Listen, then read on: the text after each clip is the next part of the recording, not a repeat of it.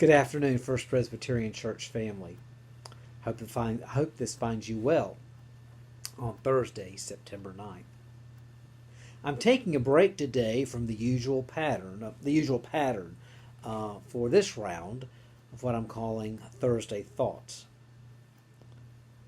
We began looking at the book of Galatians and will continue next week. But today I want to reflect on this Saturday. On that day, we will mark the 20th anniversary of the 9/11 attacks. And where were you? I was in a staff meeting back in Columbus at the Presbyterian Church there, and we were just giving reports, what's been done, what's coming up. And I cannot remember what the project was, but I had made it clear that for twice now I've communicated details to a particular church member. And the church business administrator was convinced he would screw it up. And so, kind of in a flustered way, I said, all right, I will tell him for a third time.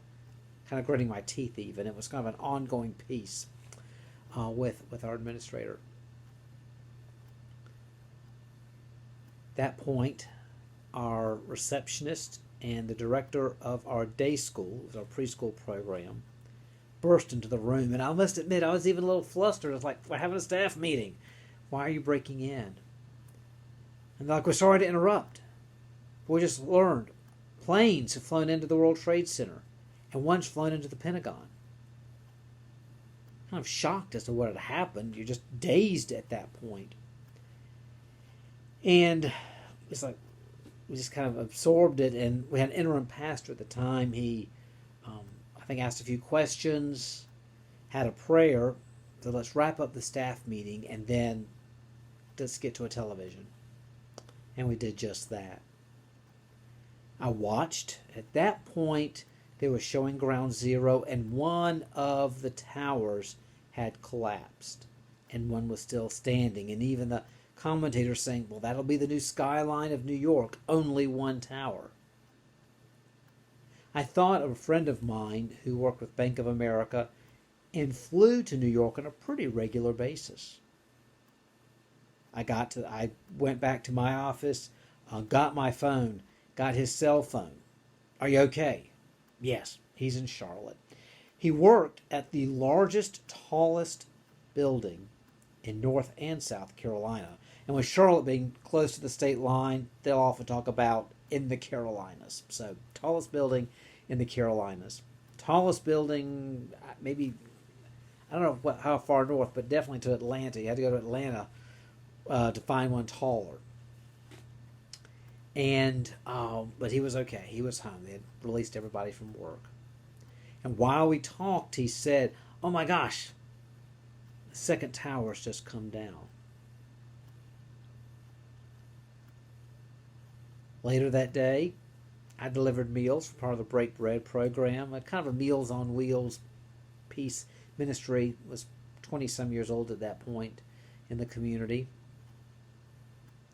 And I had to do it. And actually visited somebody in the hospital. They were having a baby.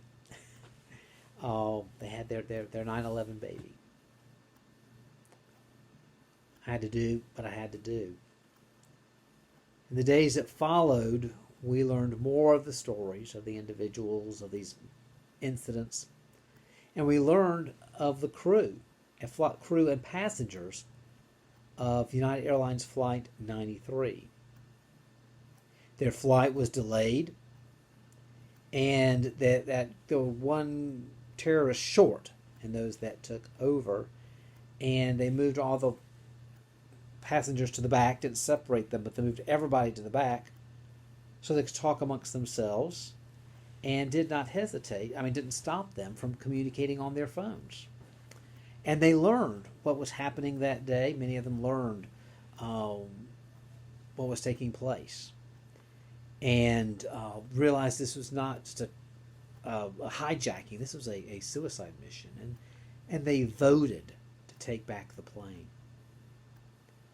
You all may know the story of Todd Beamer, who reached an operator, and part of the discussion, part of what was being said among those on the plane, and she joined in with them, and some was between their conversation.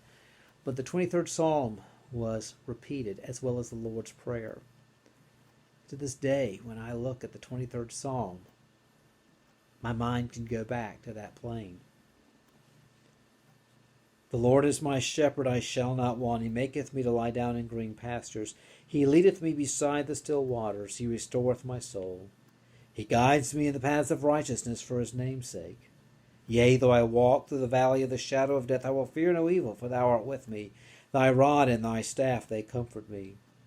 Thou preparest a table before me in the presence of mine enemies. Thou anointest my head with oil. My cup runneth over.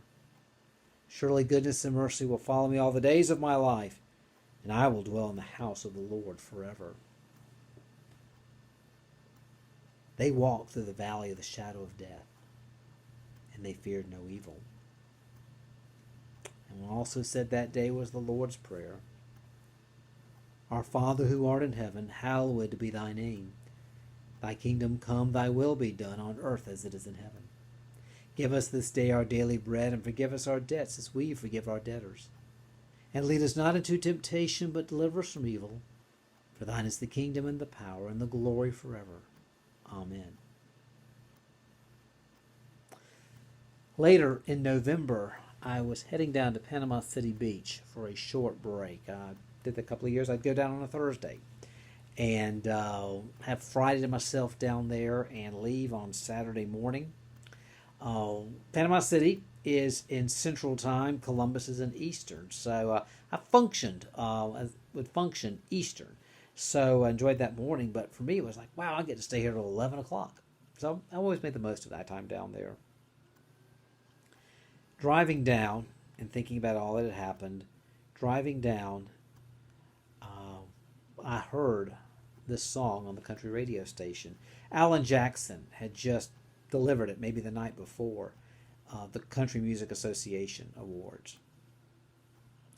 And it really captured, through a series of questions, it captured the emotions of so many people in this country. I heard it, and something I'd never have happened before. The DJ said, I've got to play that song again.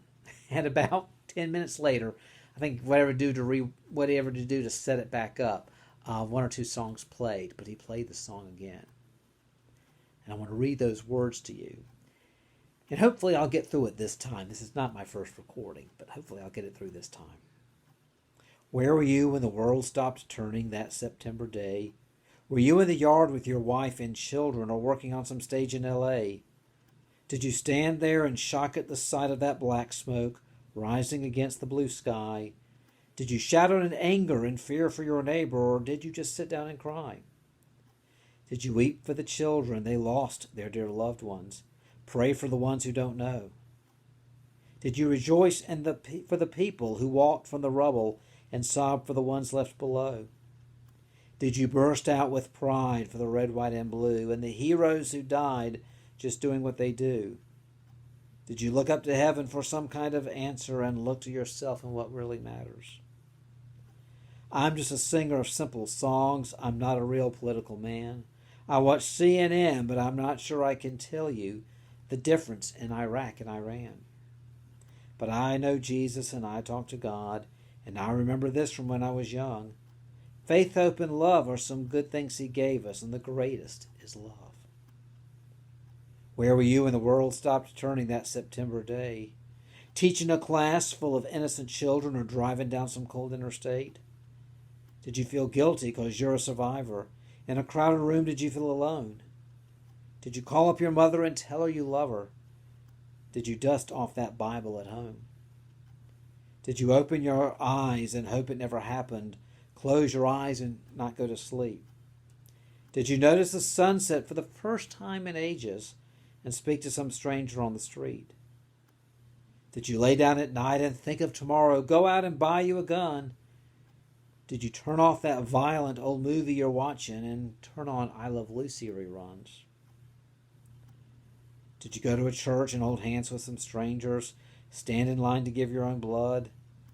Did you just stay home and cling tight to your family? Thank God you had somebody to love.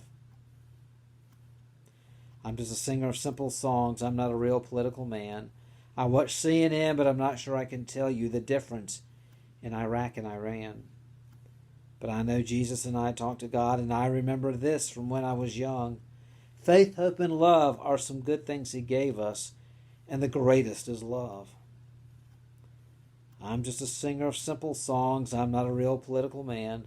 I watch CNN, but I'm not sure I can tell you the difference in Iraq and Iran. But I know Jesus and I talk to God, and I remember this from when I was young. Faith, hope, and love are some good things He gave us, and the greatest of these is love. And the greatest of these is love. And the greatest of these is love. Where are you when the world stopped turning on that September day?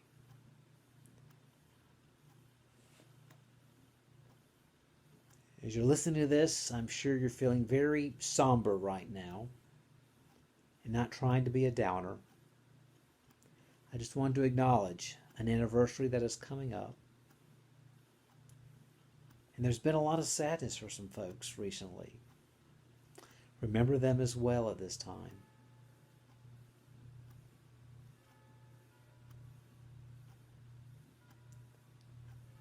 There's the clock. Remember them and all that has taken place. Give thanks for the good memories that we have.